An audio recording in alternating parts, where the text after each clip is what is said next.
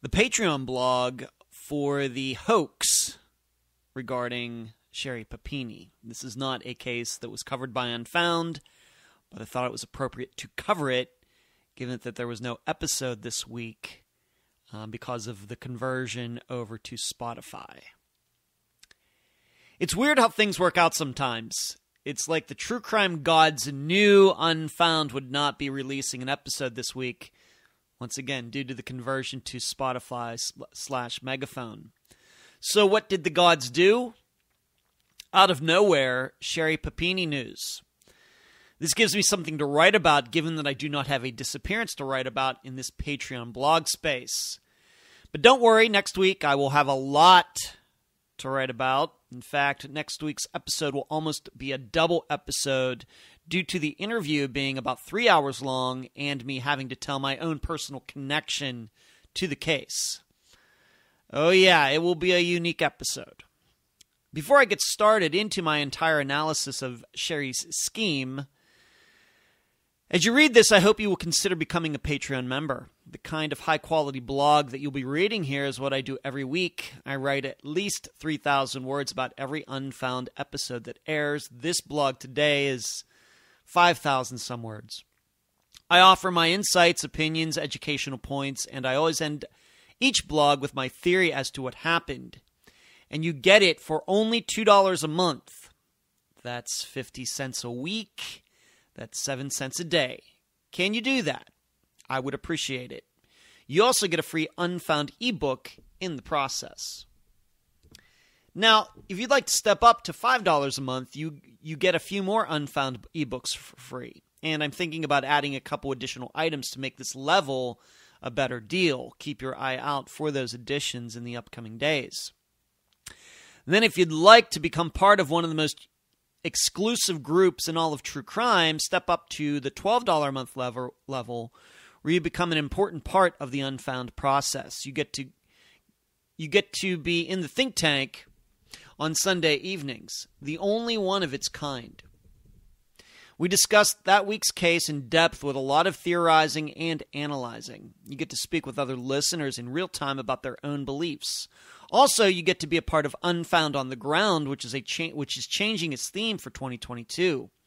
There, we will start discussing well-known disappearances, Jimmy Hoffa, Amelia Earhart, etc.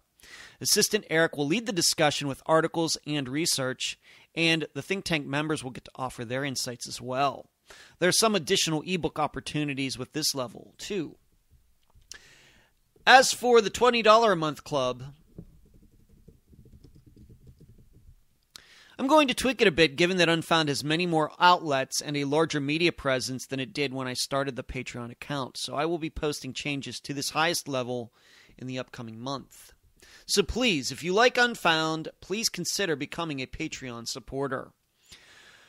Okay, this obviously demented woman, Sherri Papini, and I say that with a little tongue-in-cheek. Of course, you're going to hear everything I have to say about her, but I thought that was a good word to use, demented. I could start almost anywhere in her hoax, and it would be a good place to begin. But I'm going to start in a place that will probably surprise you. And I'm starting in this spot because we can then use this analysis for future disappearances covered by Unfound. Here's the starting point. Even before this was all revealed to be a hoax this past Thursday, why did so many people believe it was a hoax already? Why did so much of the public believe something other than the story Sherri gave when she returned? This is fascinating to me because, truthfully, the public often gets many of these high-profile cases wrong. And I include myself in the public, by the way. Recent examples. The McStays. Nope, they didn't go to Mexico. The family that died in the California mountains last year. Nope, it wasn't from deadly gas or from lightning. They and their dog died from dehydration. Brandon Lawson. Nope, he was not abducted by a crooked cop or anyone else.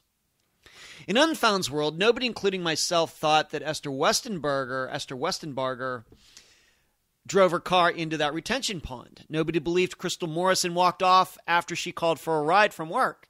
Nobody predicted that Eric Franks' car would be found in one piece let alone in running condition in someone's garage. Or is that the other way around? Would be found in running condition, let alone in one piece, one way or the other.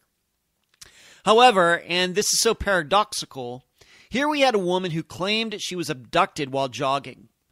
Granted, she claimed it was by two women, which would have been the rarest thing ever had it proven to be true.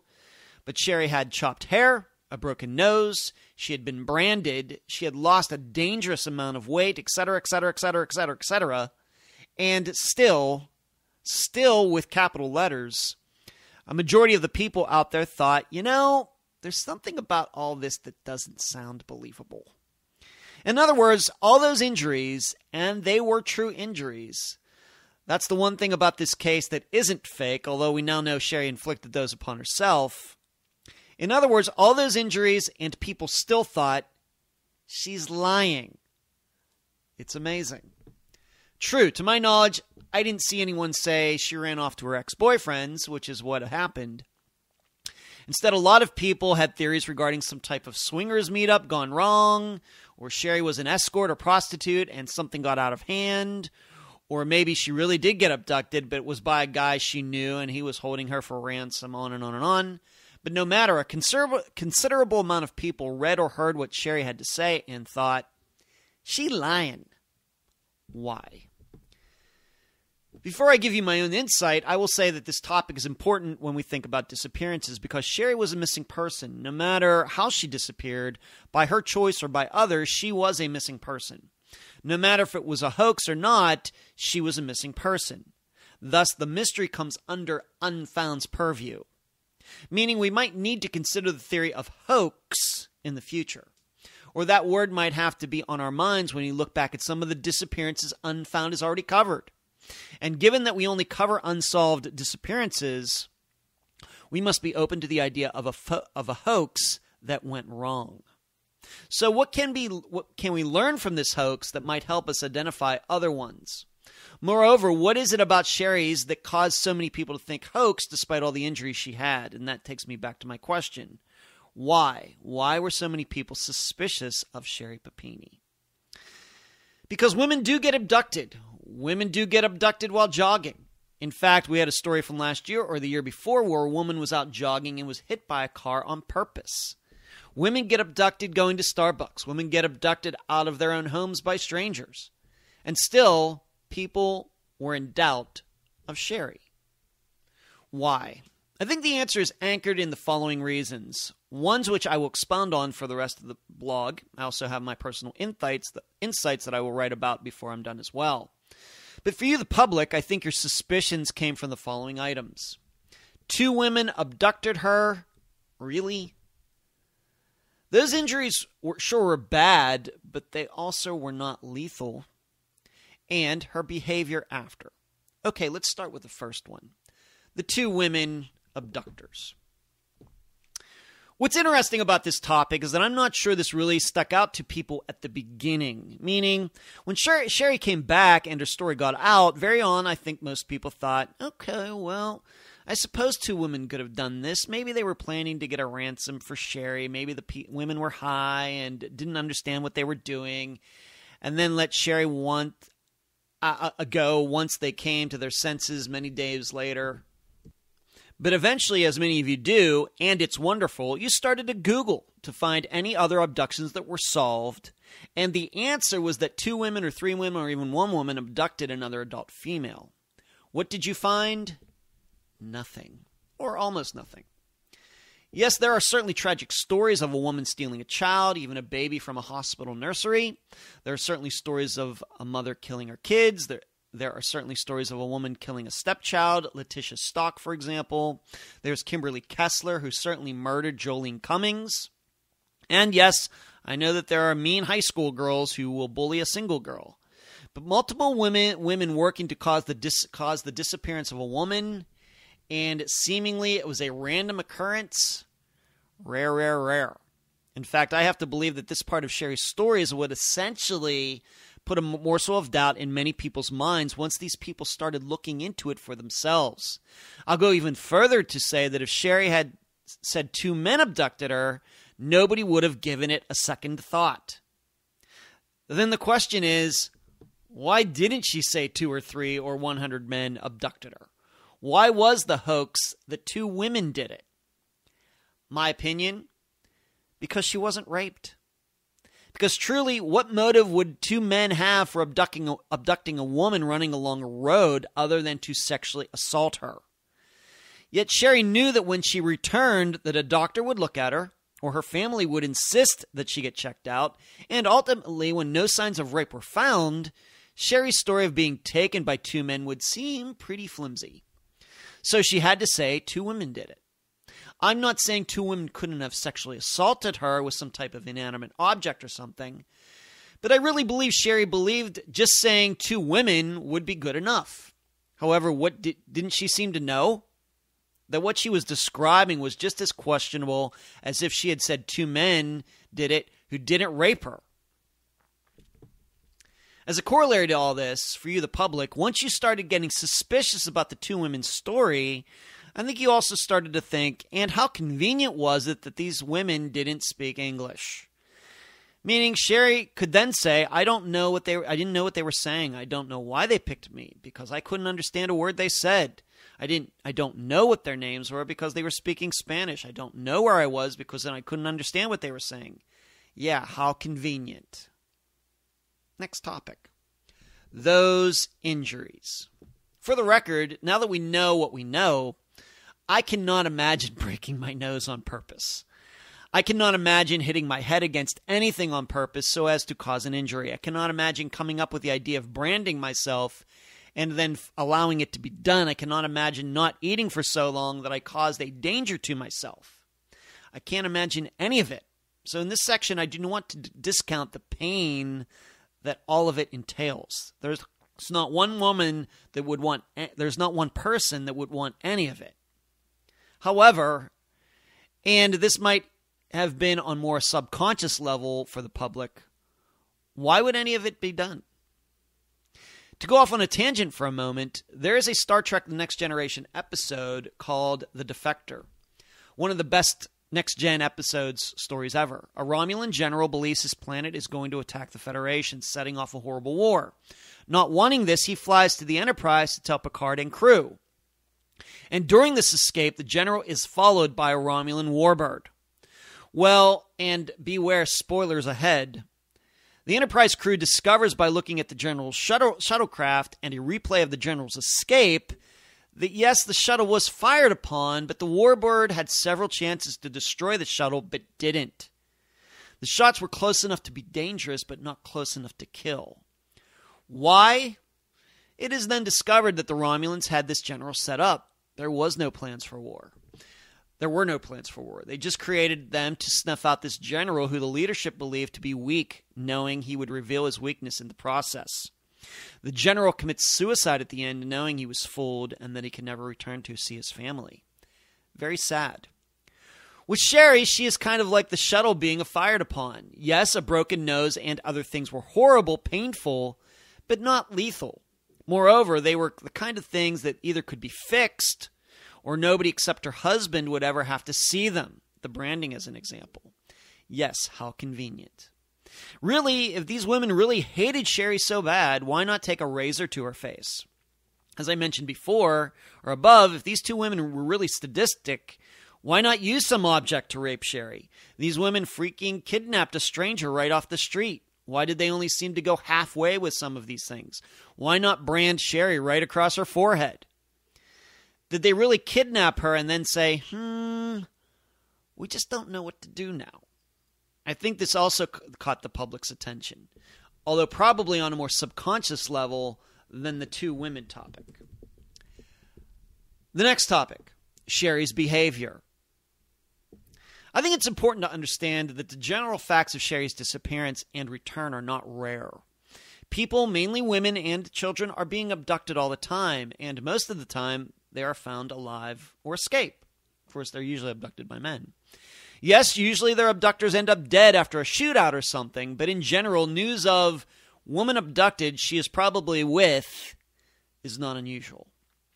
But I think what stuck out to the public is that in the most high-profile ones, those victims usually do interviews. Not right after they return, of course, but eventually these women who survived will make themselves available to talk, and many are paid to do so. Yes, reliving what happened can be tough for these women. They're probably going to have PTSD for a while, if not forever. They're going to need psychiatric help, but still many of them do interviews, even if those talks are just with local reporters. Why do they do so? Because it helps others who might have had the same thing happen to them. And talking about what happened publicly can help others avoid ever falling into abduction situations. Yet Sherri did nothing. Yes, she and her family got their faces splashed all over People magazine and elsewhere, but to my knowledge, she never did any interviews, despite her disappearance, in return getting national, if not international, attention. I think this is a factor that also stuck out to people. True, no victims are required to do interviews. They are more than entitled to put the terrible circumstances behind them as soon as possible. They need to get on with their lives. However, many do talk about what happened. And given that she didn't seem to mind the pictures and everything, I think it's struck the public as odd that Sherri didn't go the whole way and do at least one interview with Oprah or someone. Because I'm sure there were offers. So those are the three main reasons I think many in the public doubted Sherri's story. Yes, the public and myself are wrong many times. But what fascinated me was Sherri had all those injuries and people still doubted her. Amazing. Moving on, and along the lines of trying to believe her, I will right now write about some of the theories I threw around once she returned. These are just mine, although I'm sure some of you might have been thinking similarly. Prostitution. If it wasn't a total hoax, I thought this was the most plausible. I threw around the idea that, yes, the story about the two women wasn't true, but that Sherri really did get abducted. I was open to the idea that she was a wife by day, sex worker by night, and that on that particular call that day, Sherri ran into some dangerous guy. Everything was lined up like it usually was over Craigslist or some dating app, and Sherri rendezvoused with a very dangerous guy. Then Sherri had to lie about all of it because she didn't want her secret life to be exposed. What helped this theory along in my mind is Sherri is attractive, no doubt. In fact, truthfully, she seems to take care of herself in a way that could make you think she was an actress or model or dancer or something like that. However, I don't think Sherri was involved in any of those professions at the time of her abduction or maybe ever in her life. Another factor, and this is kind of a corollary to her looks, is that Sherri looks very young for her age. She is now 39. At the time of her hoax, she was 34. But at the time in 2016, Sherri looked like she was 22 or even younger. We should all be so fortunate.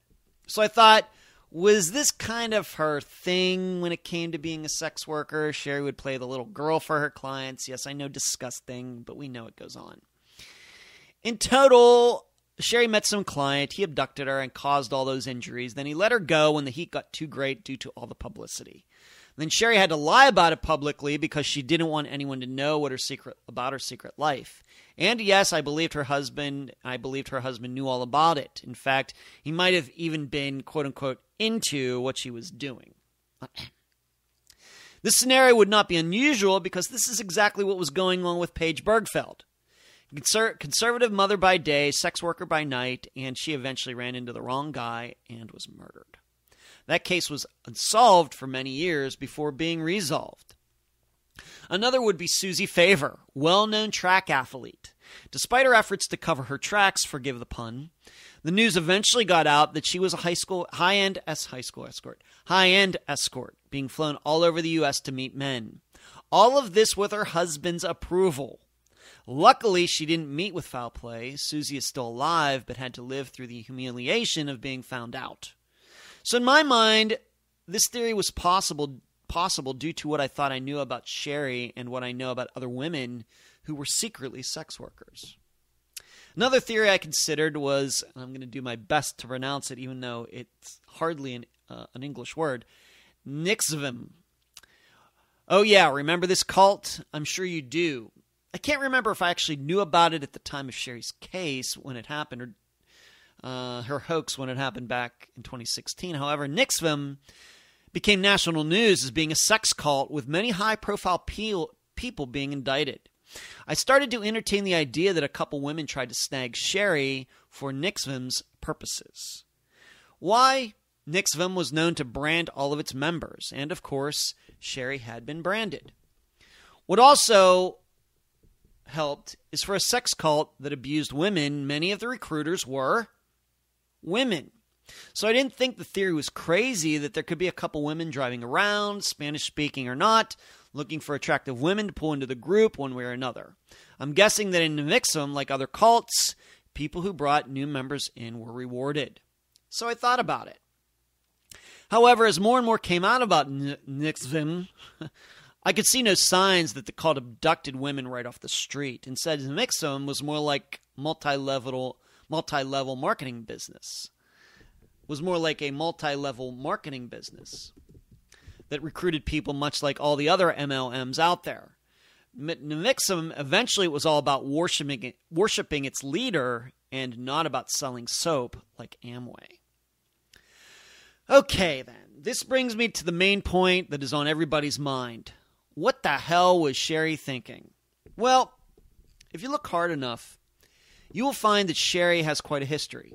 At 21, she accused her mother of abusing her, no proof of it.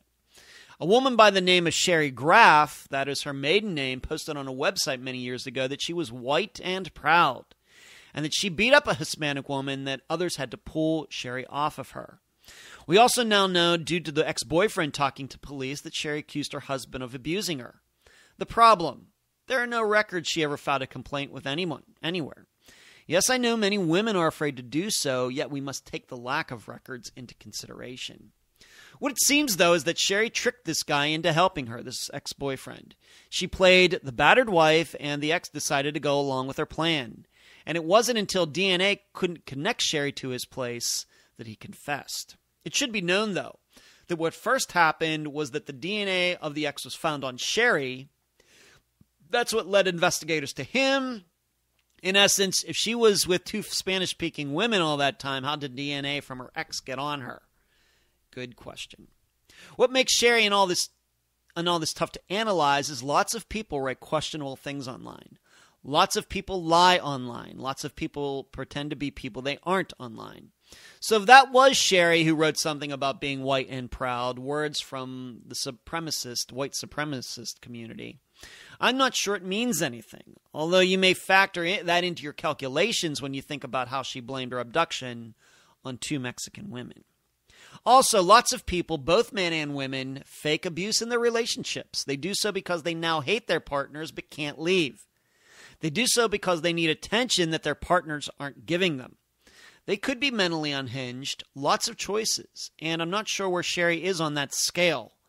Given what she did to herself, mentally unhinged seems like a good choice. However, there's this, and this comes from one of the articles I've read since the news broke a few days ago. From that article, I think it's fairly clear that the ex-boyfriend was the one who initiated contact with Sherri originally. Yes, there is a story that she messaged back and forth with a guy in Michigan. However, she didn't flee to Michigan. She went to her ex's. So the way the ex-boyfriend explains it is that he was going through some stuff way back in like 2015 and came across some of Sherri's things from when they were a couple. They'd been out of touch for a while, so he made an effort to get those items back to her, and this renewed contact is what eventually led to her fleeing to the ex. Meaning we must ask this question. Does any of this happen if the ex-boyfriend never reached out to Sherri? Maybe not. Or Sherri would have done this anyway, but with some other guy. Instead, she found an ex who would believe her stories, and he took part in her losing all that weight, the breaking of her nose, buying a tool to brand her, etc. Really, this guy must have been so caught up in her BS that he couldn't see straight. In fact, I'll just say this. I'm inclined to believe he didn't just happen upon Sherri's stuff. I think he already had in his mind that he wanted to contact her beforehand and found a reason or excuse to do so. He was still infatuated with her. Pretty sure. However, this all still comes back to, what the hell was she thinking? My guess is Sherri Papini has always had some mental issues. I continue to be struck by the fact that she was a 34-year-old married mother who dressed like a teenager. In fact, she did herself up to look a lot younger than she is. Hey, Sherri, you know what? 34-year-old women, 44-year-old women, 64-year-old women, etc. can be attractive by acting and looking their ages too. As a guy who likes women, take it from me. Yes, I knew women always want to look younger, but I think Sherri took it a bit far. That she didn't notice that herself or couldn't be convinced of that by anyone else tells me something. In addition, where was her husband on all this? How did he feel about being with a woman who's trying to relive her teen years? Okay, maybe she just naturally looks younger than her age. But still, some self-awareness wouldn't hurt. In addition, Sherri displays all the signs of a woman who needs attention. Maybe that's where her underage looks come from.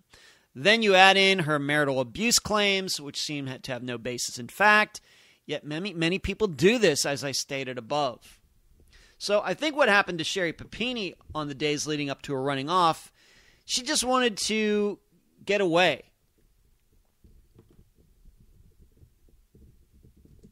She just wanted to get away. I'm not saying she wanted to end her marriage or leave her kids permanently or anything else. She just needed a break.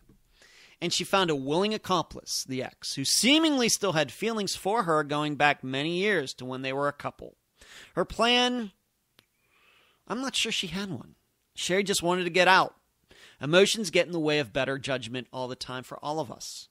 But once she got to the ex's place, my guess is reality took over. People would look for her. She figured out she couldn't live out of the public eye forever. What seemed like a greener pasture, the ex, wasn't as green as she thought. In fact, I will go as far to say she eventually blamed her predicament on him. That seems well within her personality. I can't rule out the idea that Sherri threatened the ex that if he didn't help her get back to her former life, that she'd claim he abducted her. It was his plan all along. Not much doubt in my mind. Because really, what kind of sensible person is going to go along with what Sherri did to herself? Unless that person was being blackmailed or extorted. Really. This is then when the story about the Spanish-speaking women came to be. I'm fairly sure this wasn't something Sherri thought up beforehand, because if she was already thinking about her alibi, then that showed she eventually knew she would come back. Whereas I'm not sure in that moment when she took off with the ex that she thought she would ever return. Once again, emotions. Do I believe she missed her kids? Nope. She went back because she couldn't live in a bedroom for the rest of her life. Hey, that ex might want to go back to his life at some point. So she goes back, alleging the two women kicked her out. Big question. When did her husband figure all this out? Did he know right at the time Sherri disappeared? Did he know once she got back? Or did he really not know until recently like the rest of us did? It's hard to say. I don't know the guy, but I really don't believe he believed her story until recently. Unless he really is gullible as can be. His spidey sense at some point had to start going off. Granted, what's he going to do? Ask her? They have a house together. They have kids together. Is he really going to go to the police about it? Of course not. Hey, she's home. No harm, no foul.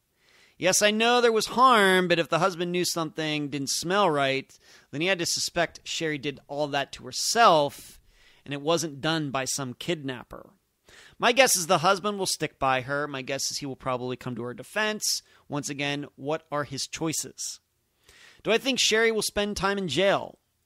Well, we have to remember something. Of everything that she did, the most illegal thing she did was accept the money for victims of violence. There are no laws against running away from your husband. There are no laws against fleeing to an ex. There are no laws against breaking your own nose. Yes, there are laws against lying to police. Steve Pankey knows all about that. But I'm not sure how much weight breaking that particular law will hold in these circumstances. But fraud, wire fraud, which is a federal crime, ouch. What I'm saying is, humorously, had she not been so greedy in taking that money, I doubt Sherri Papini would have ever been charged with anything.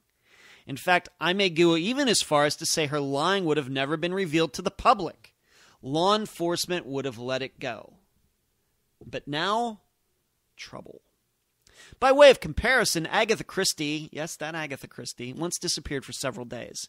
In fact, there's a movie about it. When she returned to her life, no charges. Nothing, despite her never telling anyone where she was. Of course, she didn't return with all the physical issues Sherri did. All I'm saying is people are allowed to leave their lives and come back as they like. But Sherri took it too far.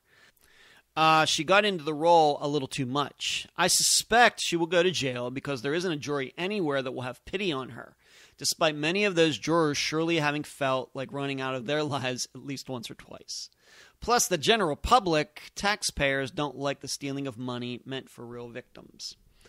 The last topic, what does this mean for our studying of disappearances? I think Sherri Papini once again teaches us that any scenario is possible as long as the facts don't contradict them. The truth is no facts in Sherri's case contradicted the idea that she left on her own. It was only her word that stated otherwise. That also hurt her credibility with the public.